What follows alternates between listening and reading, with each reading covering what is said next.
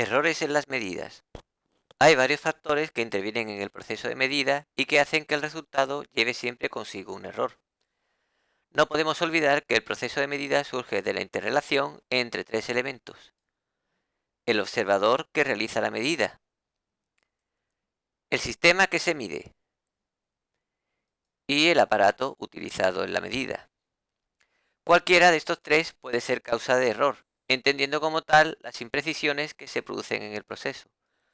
Es evidente que diferentes experimentadores con distintos aparatos, al medir varias veces una misma cantidad, obtienen resultados que oscilan entre ciertos límites, tanto más próximos cuanto mejor se haya hecho la medida y cuanto más adecuado sea el instrumento empleado.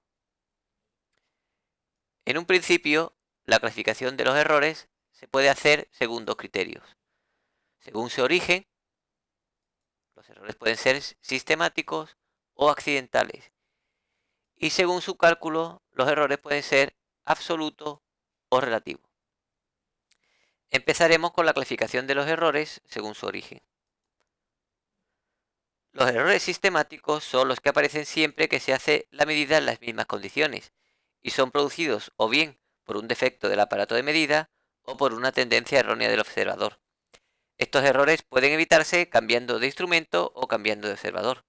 Por ejemplo, con una regla graduada a 2 milímetros, suponiendo que hacemos bien la medida, lo más que podemos equivocarnos es en 1 milímetro. Pero si la regla está graduada en centímetros, el tope del error será de 1 centímetro. Para hacer notar esta limitación impuesta por el aparato de medida, la expresión correcta de una medida debe indicar el umbral de resolución. Así, si medimos con la primera regla, la que está graduada en milímetros, una longitud de 15 centímetros, la expresión correcta de la medida sería 15 más menos 0,1 centímetros. En cambio, con la segunda regla, la que está graduada únicamente en centímetros, tendríamos que colocar 15 más menos 1 centímetro como expresión correcta de la medida, es decir, teniendo en cuenta el umbral de resolución. En cambio, los errores accidentales o aleatorios son debidos a causas en las que interviene el azar, de modo que unas veces se dan por defecto y otras veces por exceso.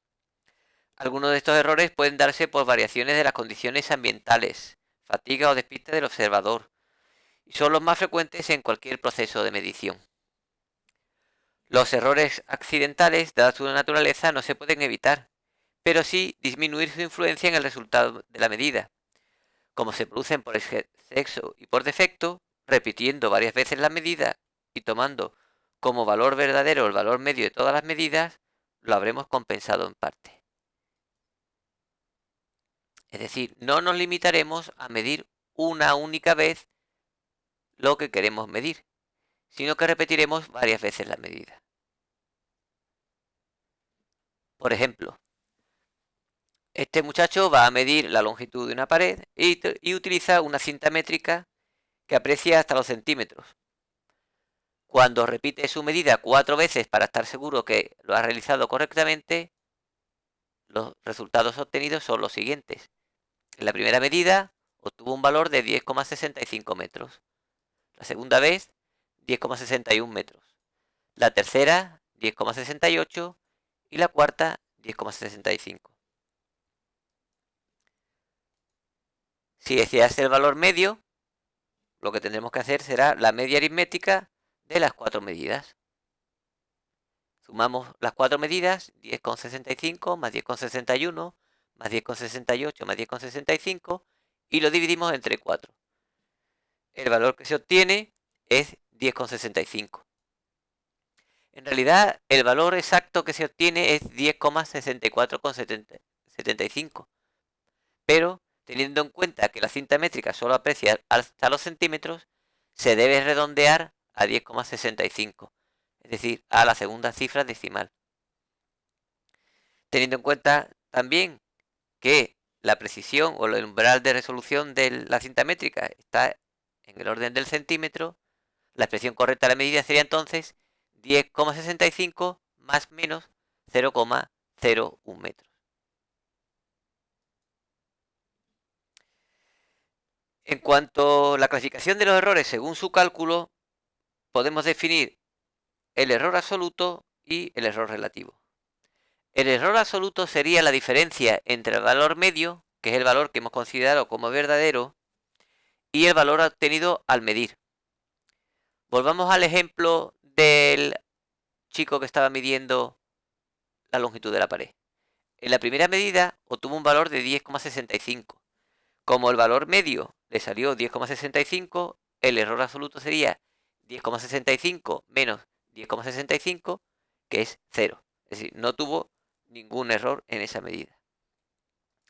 En cambio, en la segunda medida obtuvo un valor de 10,61. Al restar 10,65 menos 10,61, el resultado es 0,04 metros, que sería el error absoluto.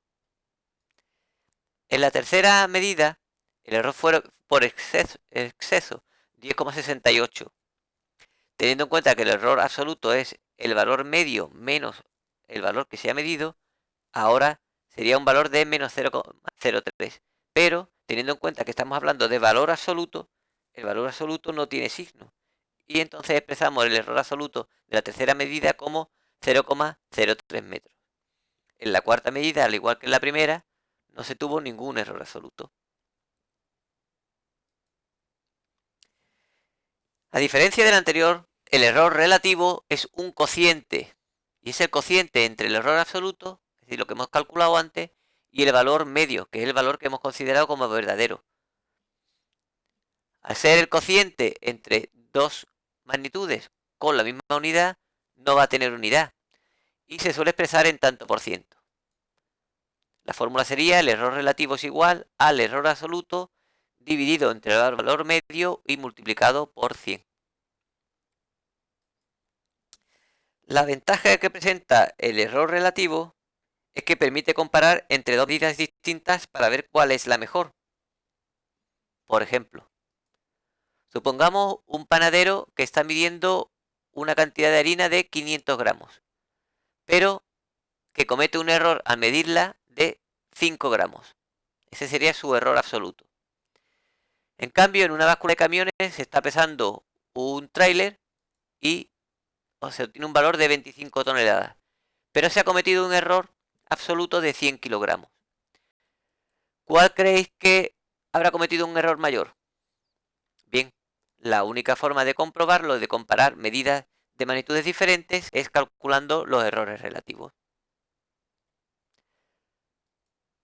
Para el caso del panadero que estaba midiendo la masa, el error cometido eran 5 gramos, la masa medida eran 500 gramos, por tanto el error relativo sería 5 dividido entre 500, que sería 0,05, y multiplicado por 100, lo que hace un valor de un 5%.